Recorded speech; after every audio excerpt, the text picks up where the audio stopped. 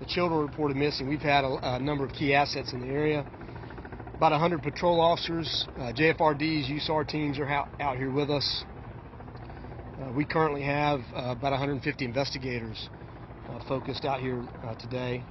A recruit class of about 40 individuals who are out helping K-9 teams, dive teams, drones from JSO and JFRD, all assisting in the search. There's been an extensive search which includes a very dense wooded area to the north of this property, and that search continues. Again, we're in about the 24-hour mark right now, and so we're asking the community, obviously, out here to remain vigilant. If you live in the area, please search your property, including under mobile homes, in sheds, in and around abandoned cars. If you need assistance with that search, just reach out to JSO, or if you have any information about the disappearance, please reach out to us at obviously 904-630-0500. Or if you want to remain anonymous, you can use our partners at First Coast Crime Stoppers at 904-398-3775 and can remain anonymous. So with that, I can answer a couple of questions. Sheriff, is there any belief that there's more than these children just wandered off and have disappeared somewhere on this property? Are you looking at something else may have happened to them? Perhaps an adult was involved? So right now, everything is an option. I mean, we are working multiple scenarios. Foul play could be a factor, obviously, at this point. We just don't know. Have there been any inconsistent stories with anyone you've interviewed? We know in the recent case a month ago you had inconsistent stories from the mother. Are you seeing that here? So we've got no indication as of yet that anybody involved or close to these children are involved in any way. So. Have you identified any person of interest in this case yet? No, not as of yet. Again, we're working an extensive search operation.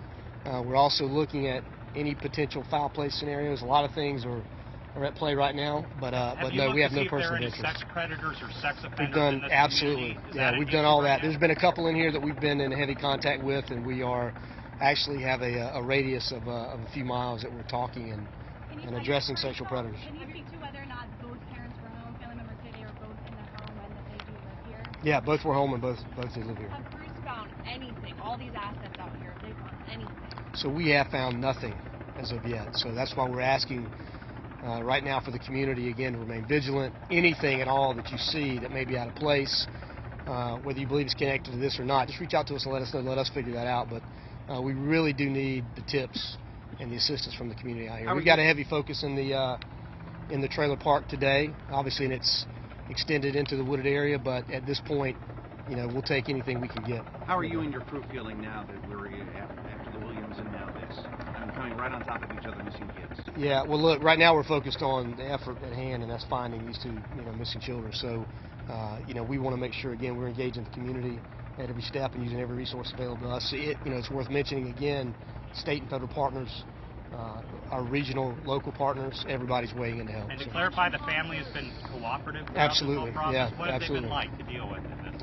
So I have not spoken to the family, but with the investigators that have talked to them, again, acting as you can imagine parents would act, and again, cooperative in every way. So. Have you been looking into any custodial, any type of custody disputes with the family? Yeah, I mean, it's always an option. We're digging into all of that at this point. Go back to these search efforts again. I know you guys are searching everywhere. Explain where, and specifically, we know retention ponds are nearby. If you could point on that as well. So key areas to search, as we mentioned, obviously retention ponds. We've got a dive presence in those areas, using sonar, using drones, heavily wooded areas, especially to the north, I believe it is.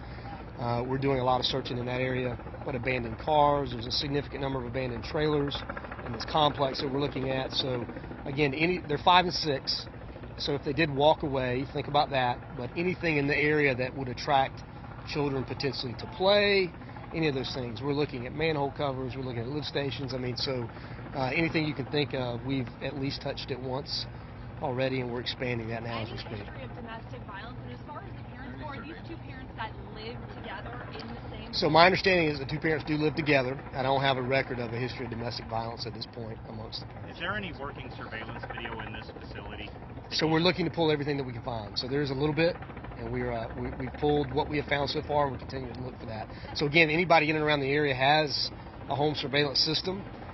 Anything within a few miles, please reach out and let us know and let us take a look. There was a woman and a couple yesterday who said they saw a woman speed down this road yesterday morning early around the time that the parents saw them missing.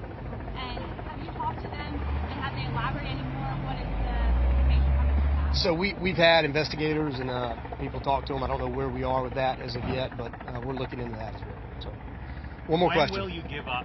Will you give up as far as an active search of this magnitude?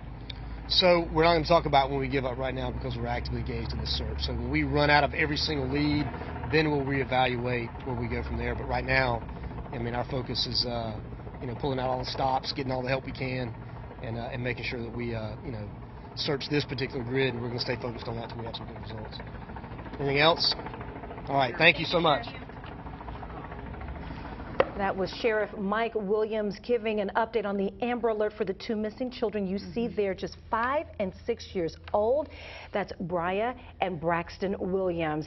And police basically saying that they have 150 investigators in this area. We're talking canines, dive teams, a number of agencies all looking to help try and find these children. And so far, there is no sign of them at all. They have searched the woods, ponds in the area. They've even checked with sex offenders in the area. One in particular, the sheriff says, very heavily has been asking that person questions.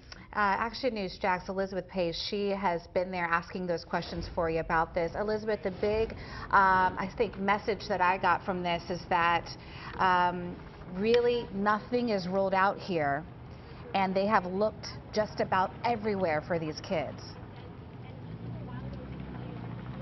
No stone is left unturned here at Paradise Village. I mean, I'm standing next to the home base for police right now behind me. You're looking at the mobile command center. Sheriff Mike Williams just walked off from us. All around him, you see JSO, you see JFRD and FDLE agents. This is a massive police presence out here, and there's no end in sight for the resources that they're pouring into this community. This is a community-wide event now. Everybody's joining in this search. We have police, we have fire crews, and neighbors out here. We also talked to family. Now, we talked, according to the incident report that police gave us, we learned that the children's father says that he was home at the time working in the yard. The kids were supposed to be outside playing, and then he says that he knows the kids were gone around noon. And so after that, he called police. Now, you just heard Sheriff Mike Williams tell us that both parents are cooperating with police right now. And I actually want to show you, we talked to the children's grandmother as well, who says that the children would always play outside, and she's worried that because she doesn't think that they would just wander off like that. We're worried about our babies. We want everybody to be praying, and if anybody see them, please contact JSO. As long as police are out here, we're going to be out here as well, giving you the latest developments in this case. The best thing that everyone at home can do is take a look at those pictures, keep an eye out, and share those pictures to see if anyone might recognize those children. Reporting live on the west side, Elizabeth Pace, CBS 47, Action News Jax. And Action News Jack's Beth Russo picks up our live team coverage right now near the home where this brother and sister were last seen. And Beth, the disappearance is affecting, of course, the entire community and parents specifically. They had to send their kids off to school in that same neighborhood this morning. And you just heard from the sheriff about all the resources that have gone into this and are currently going into it. So you can see it behind me. So it's not hard to believe that this impacts every single family here.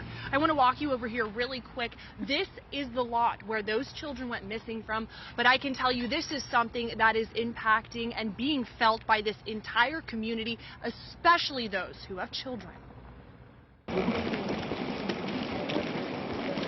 Search crews and crime scene tape greeted students as they boarded the bus Monday morning in Paradise Village. Very overwhelming, and it puts a lot in perspective.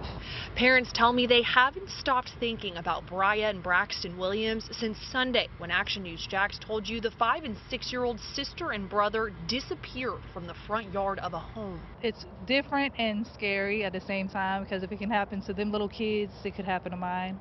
Christina Fitzgerald says it's every mother's worst fear for her kids.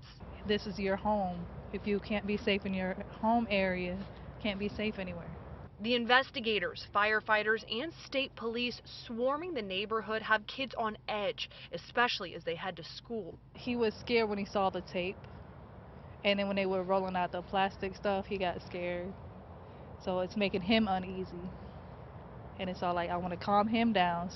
Watching her son board the bus in the middle of this active investigation makes Fitzgerald want to keep him as close as possible. We want to find him. We all want to find him. We're all praying and hoping that their families are, coping okay with this. As you can imagine, seeing all these officers and investigators and patrol cars is leaving parents with some very tough conversations that they're having to have with their children, as well as that they're having to have as a community as a whole. I'm going to have that part of the story all new on Action News Jax at 5. We're live this afternoon. Beth Russo, Action News Jax. And Action News Jax told you when the last Amber Alert in our area was issued, and that was for 5-year-old Taylor Rose Williams. She was reported missing on November 11th by her mom. Search crews and dive teams, they too were called into the Brentwood area. It looked just like it is really today, looking for these two. This time it was the south side in Brentwood. Taylor's remains, though, they were found 2 weeks later in her mother's hometown in Alabama. According to JSO, she may have been missing for weeks or even months. Bri'ya Williams, that's her mother, Taylor's mom, was found on the Navy base there and hospitalized after the girl's body was discovered because she attempted suicide.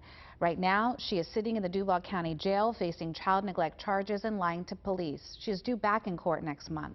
And again, this Amber Alert centers around missing siblings, just 5 and 6 years old, a boy and a girl, and we just can't show you their pictures enough. So here's another look at 6-year-old Braxton Williams. Now, he has autism, according to his family. However, he is verbal and he can communicate.